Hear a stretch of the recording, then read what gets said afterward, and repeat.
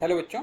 So let's see the question. यहाँ पे सवाल है, which of the following species must have maximum number of electron in d x y orbital. Okay, अब ये जो है क्रोमियम, आयरन +3 और कॉपर, ये जो सारे हैं ये डी ब्लॉक एलिमेंट्स हैं। तो सबसे पहले तो हमको ये मालूम होना चाहिए कि डी ब्लॉक में कितने ऑर्बिटल्स होते हैं। तो डी या डी सबशेल में कितने ऑर्बिटल्स होते हैं, तो 5 होते हैं। Okay, 1 2 3 4 like this 5। ओके, और इनके नाम जो होते हैं वो होते हैं d x y, d y z, d x z, d x square minus y square और डी जेड स्क्वेयर। तो पहला वाला जो ऑर्बिटल है वो डी एक्स वाई, तो उसने उसी में पूछा है। ओके, तो पहला हम देखेंगे that is chromium. Okay, chromium का एटॉमिक नंबर क्या होता है? इसका एटॉमिक नंबर होता है 24। इसका इलेक्ट्रॉनिक कॉन्फ़िगरेशन लिखो। इसका इलेक्ट्रॉनिक कॉन्फ़िगरेशन लिखना है तो क्या आएगा? 1s2 2s2 2p6 3s2 3p6। उसके बाद आएगा 4s2 एंड 3d4।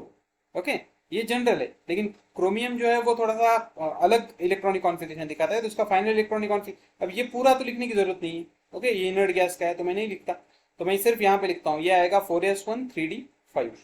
तो 3d5 को हम डिस्ट्रीब्यूट कैसे करेंगे? 1 1 1, उसके बाद फिर यहाँ पे एक, यहाँ पे एक, मतलब ये है डी एक्स वाई जेड। तो इसमें कितना इलेक्ट्रॉन है? एक इलेक्ट्रॉन। ओके, दूसरा एग्जाम्पल हम देखेंगे Fe+3। Okay, Fe3+। अब देखो Fe3+, मतलब Fe का एटॉमिक नंबर क्या होता है? आयन का एटॉमिक नंबर होता है 26। ओके, 26 में से 3 गए तो कितने बचेंगे? तो यहाँ पे बचेंगे, पहले तो मैं Fe का इलेक्ट्रॉनिक कॉन्फ़िगरेशन लिखता हूँ। ये आएगा 1s2 2s2 2p6 3s2, okay 3p6, यहाँ तक तो ठीक है। उसके बाद आएगा 4s2 3d6। ओके, जब आप यहाँ पे +3 करते हो तो +3 करने के बाद क्या आएगा? यहाँ के 2 इलेक्ट्रॉन चले जाएंगे और यहाँ का 1 इलेक्ट्रॉन चला जाएगा, तो इसका बचेगा 4s0 और 3d5।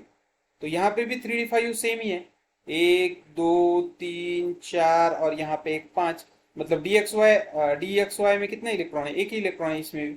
ओके, और थर्ड केस और थर्ड एग्जाम्पल देखेंगे हम, वो है कॉपर प्लस का। ओके, कॉपर का एटॉमिक नंबर जनरल, कॉपर का एटॉमिक नंबर होता है 98। Okay, sorry 29।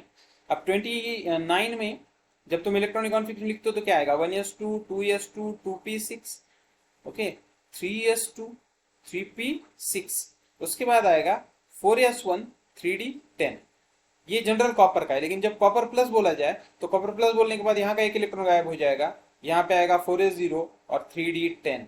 अब 3d10 को अगर हम यहाँ पे डिस्ट्रीब्यूट करें इलेक्ट्रॉन, तो 1 2 3 4 और 5, और यहाँ पे आएगा 6 7 8 9 10, मतलब यहाँ पे डीएक्स में कितने इलेक्ट्रॉन है? 2 इलेक्ट्रॉन। इसका मतलब सबसे ज्यादा इलेक्ट्रॉन डी वाई ऑर्बिटल में किस केस में होंगे? कॉपर प्लस में। So this is the correct answer. So hope you understood it well. Best of luck.